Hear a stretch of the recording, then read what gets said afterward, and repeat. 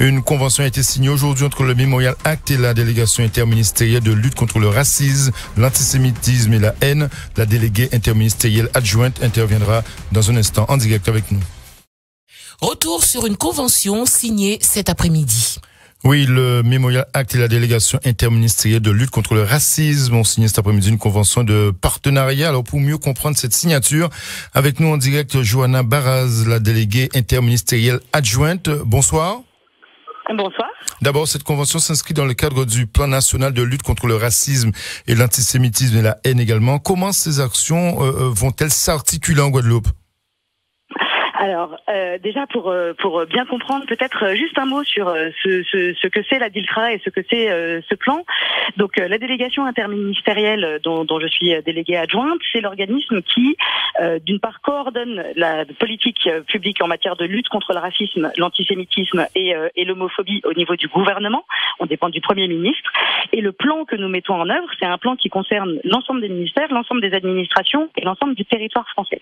Et pour mener ce plan, la délégation a la possibilité de soutenir des institutions, des associations, des organisations de la société civile qui mènent sur le terrain des projets de lutte contre le racisme et l'antisémitisme. Et parmi ces projets, dans le plan, on insiste beaucoup sur le caractère fondamental de la transmission de la mémoire et de l'histoire. Évidemment, la question de la transmission de la mémoire et de l'histoire de l'esclavage, c'est au cœur de ces projets-là. Et donc c'est pour ça que nous avons décidé ensemble, avec la direction du mémorial, avec le président Jacques Martial et nous-mêmes, de signer cette convention de partenariat qui va permettre de mener des actions à la fois sur le territoire de la Guadeloupe, mais aussi au-delà. Alors, quel type d'action? Eh bien, il y en a de très nombreuses. Ça va être la possibilité de faire venir des élèves de l'ensemble du territoire au mémorial pour visiter les grandes expositions qui s'y déroulent. Ça va être le développement de la médiation, des ateliers, de choses comme ça. Et puis, ça va être aussi la possibilité pour le Memorial Act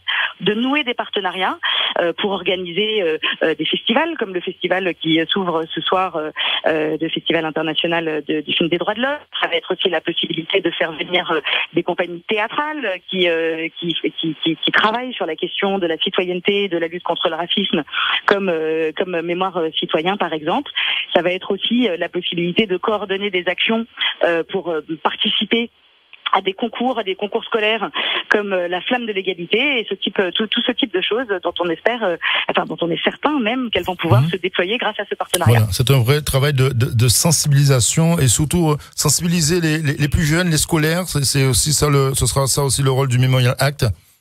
Exactement. Alors ça l'est déjà bien sûr, mais ce que va permettre ce partenariat, ça va être vraiment de se déployer encore plus auprès d'un public, vous l'avez dit, d'un public scolaire, d'un public jeune, mais pas seulement des scolaires, parce que apprendre et transmettre, ça se fait dans le cadre de l'école, mais ça peut aussi se faire avec sa famille, ça peut se faire dans le cadre dans un cadre associatif et tout ça on va le développer ensemble. Et l'État bien évidemment va donner les moyens justement localement pour accompagner toutes ces actions.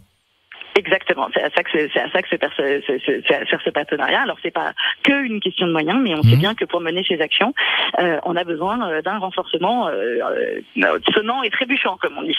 Parfait, merci Johanna Baraz d'avoir été avec nous en direct pour évoquer cette convention signée cet après-midi en Memorial Act.